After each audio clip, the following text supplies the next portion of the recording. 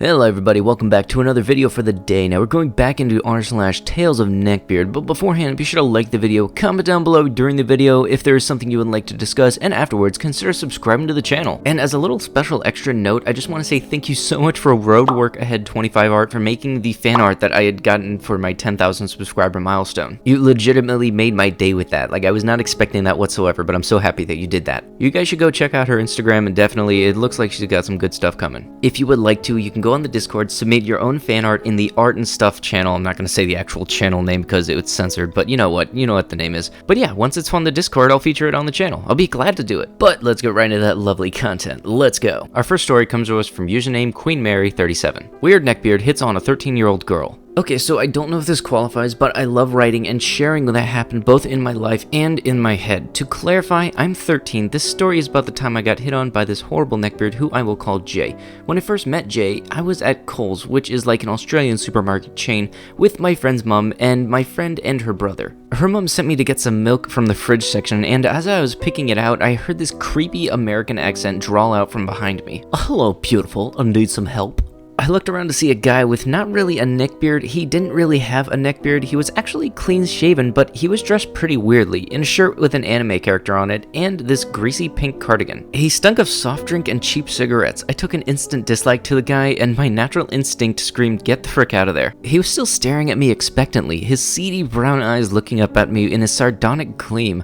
I mentally bleached, repulsed at the face, outfit, and odor. I ran away from him without saying anything. "Wait!" he called after me, but I didn't pay him any attention. So my friend and her mom went to go pay for the groceries, and me and her brother went to go to the post office to run an errand. Her brother is 15 and my friend is 13 like me. Me and my brother went to the post office, and while I was queuing up, I was looking at some random stuff and see Jay looking at some jewelry making kits. I don't know why. He greeted me really creepily and starts talking to me almost normally, but he says everything in a really creepy way. I didn't want to be rude, so I just mumbled polite replies. Flashing me an insipid grin, he leant close to me and whispered, "I feel like we'll really have a connection. What is your name?" or something like that. I don't really remember. My friend's brother, I think, saw by this time I was uncomfortable, so he came over. Jay started getting really aggressive and demanding if I was her boyfriend. Everyone in the post office was freaked out, and so he was forced to retreat, backing away with an insidious glare. I never saw him again, but I hope you like my story. Now, while this was a shorter story, nonetheless, it does deserve a spot on this subreddit. Our next story comes to us from username KPX Addiction, and it comes in two parts. Community College Neckbeard Group. So let me start off with some backstory so it makes sense. I went to community college, and I used to hang out with an anime and neckbeard/D&D group in the cafe, although I am a country guy and don't participate in either of these, because there was some cute girls in the group. These girls were constantly being miladied by the guys in the group, so me coming in was a breath of fresh air, words of a girl from the group. The girls would always flock to the table I was sitting at, which severely pissed off the neckbeards. Me and the girls would talk about their life, and I would give advice as they asked, and they really appreciated it. The neckbeards would constantly interject and boldly say that, "Why tell a yeebo about your problems when I, a gentleman, would love to carry your burden for you?" As you can guess, it pushed the girls further away. So, getting to a more juicy part. I came to school this day, and since my first two classes were cancelled, I decided to sit around with the girls and converse with them. Now, there was one girl who was a female neckbeard, and I totally mean that. She would not shower, but just put on tons of perfume, and it would mix, and it would make a buzzard puke from the smell. I will call this girl Nikki. Nikki was one of those girls who was obsessed with anything that was sexual. She made her boyfriend wear a collar with his pet name on it. I'm not kidding. So at this table was me, Nikki, and another girl that was very cute, and we'll call her Jade. Me and Jade were talking about superhero movies and such, and then Nikki comes in just starting about fetishes and kinks, and she somehow gets Jade talking about it too. They talk about this for a while, and whenever Jade would mention something she found hot, she would look at me with a devilish smirk, so it was obvious that she fancied me in some sort. The neckbeards hear us talking about this and drop everything and come over to us. They start to tell every girl at the table what they're into and what they want to perform, and I was horrified at what they said. I'm not going to repeat it. After they're finished, Jade turns to me with a smirk and asks me what mine were. I tried to say something clever like, "You would have to find out, ma'am."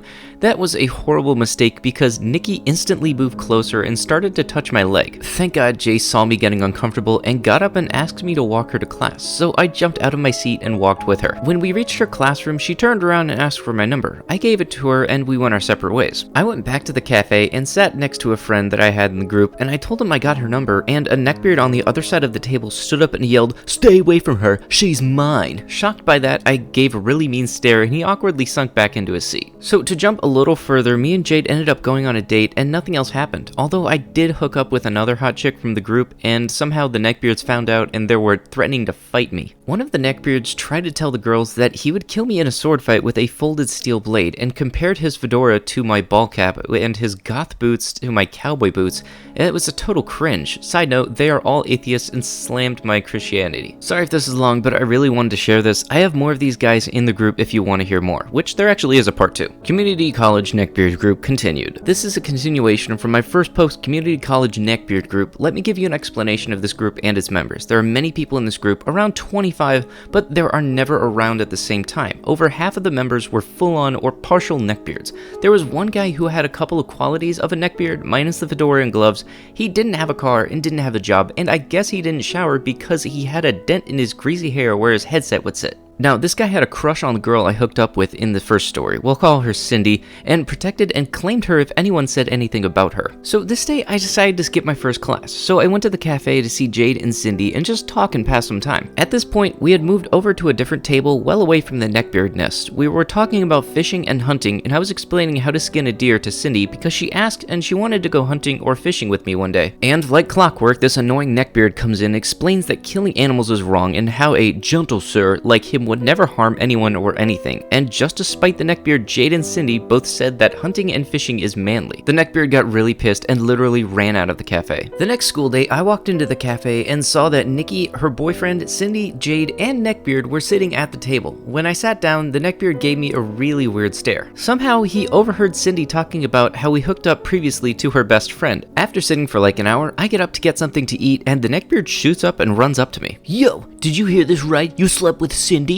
Yeah, how did you find out? At this point, I see pure sadness and rage in his face. He turns back to me and says, Dude, can you please tell me how you did it? Or do you have the video? I was in a little shock that this creep asked me how to sleep with her, but also asked if we had recorded it. I did not respond and just walked out the door and went home. I texted Jade and Cindy and told them I had left for the day. I did not tell them anything this creep had said. Maybe I should have, I don't know. Thanks, KPX. I don't know if you'd be watching this, but my personal opinion say would definitely tell them what happened with this neckbeard. If they know that he had asked for a video of everything, they would see him in a whole new light and probably try to alienate him from the group, because basically that's just creepy. Our last story comes to us from username Honeybee Boy. I'm sorry if I pronounce it wrong. X's instead of O's, you know it. Neckbeard follows me around school and calls my boyfriend abusive. I don't know if this counts as a true neckbeard encounter, but hey, I hope you enjoy it. I met our neckbeard, who we'll call H, a senior, at the bus stop the first day of the sophomore year. He was the only other person waiting with me, so I immediately picked up conversation as I'm an extremely social person. The first thing I noticed about him was how almost intimidating he was, but I brushed it off. I spent 20 minutes learning all about him. He loves anime and acted totally appalled when I said I never really gotten into any. I don't remember a lot of what he talked about, but it was mostly about himself. As I was getting on the bus, he noticed the pins on my backpack. I'm an openly gay male, and my backpack has several pins dedicated to pride. Conversation went as follows. You like guys? Yeah, why? Oh, I do too. I'm bi. I've never met anyone else who's LGBT. I thought this was weird because I come from a pretty accepting town. There are tons of kids at my school openly exploring their sexual orientation/gender. Oh, well, now you have. As he sat down beside me, I smelled him. Before we had a good 12 inches between us, but now I was practically being pushed in his lap. I didn't mention it, of course, and we kept talking. At some point, I told him that I'm not usually on the bus because my boyfriend, Z, drives and has taken me to school since we met freshman year. H was furious. He said something along the lines of, I can't believe he would just leave you stranded like that. That's so disrespectful. If I had a boyfriend like you, I'd treat him the way he deserved to be treated. I'm getting a car soon, so I can drive you whenever he acts like such an ass. I interrupted him before he could go on. H,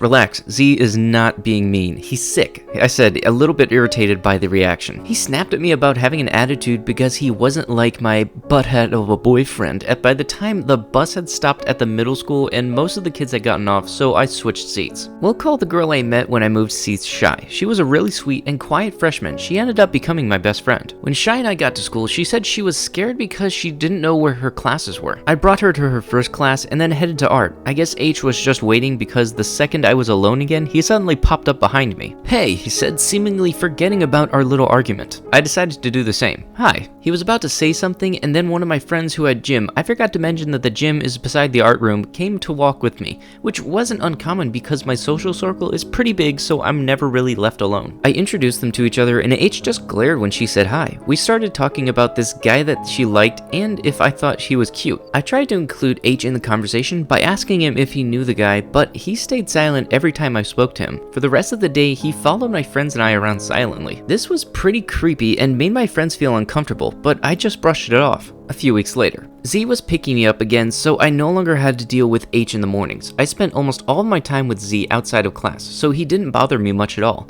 I had stayed after school for NHS. I left the classroom a little bit later than the other students because I wanted to talk to the teacher in charge about a fine arts school I wanted to go to. Z, being the sweetheart that he is, told me that he'd wait for me to finish and drive me home if I wanted him to. I told him no, that was fine. I wanted to walk home that day and stop at the park or something. As I was walking home, guess who I run into? H asked if he could walk home with me since we lived on the same street. I hate rejecting people, so I said sure. We walked in silence for a moment, and then he asked me why I was getting home so late. I explained that I'm in NHS. Oh, so you must be, like, pretty smart, huh? That's hot. I frowned and glanced at him. Thanks. He kept talking about how smart guys were hot and how kids with glasses were always geniuses, each comment getting more and more inappropriate. Then he reached in to kiss me. I shoved him away as hard as I could. H, I don't want to be mean, but you're 17 and I just turned 15. I'm not comfortable with acting like this to somebody who's nearly a legal adult. Also, I have a boyfriend. We've already gone over this. I don't mind being your friend, but I don't want to be anything more, okay? Please? The smirk on his face turned into a scowl and he stalked away after muttering about Z being a junior, leaving me confused and nervous. The next day, Shai said to me immediately, H talked to me about Z. I'm so sorry. Shai looked like she was about to cry. What are you talking about? About how Z hit you? H said that you were walking home sobbing and he tended to you. He said you two kissed. When I tell you I saw red, I saw red. I quickly explained that none of that happened and outlined the actual occurrences. After we were let off the bus, I talked to Z and told him what happened. He was pissed. He went to find H despite me almost begging him not to. I followed behind. He went up and tapped H on the shoulder, and when he turned around, Z punched him square in the face. I was frozen in my spot as a crowd gathered around him. Z started kicking, punching, and beating the shot out of him.